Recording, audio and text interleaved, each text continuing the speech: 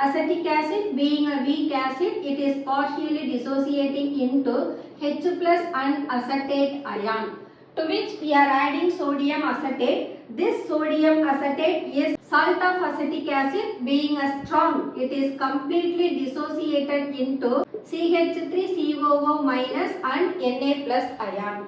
So the formation of acetate ion that may combine with the H plus ion and the equilibrium may push towards the left side. So thereby the decrease in H plus ion, pH equal to minus log H plus, or it is 1 by log concentration of H plus.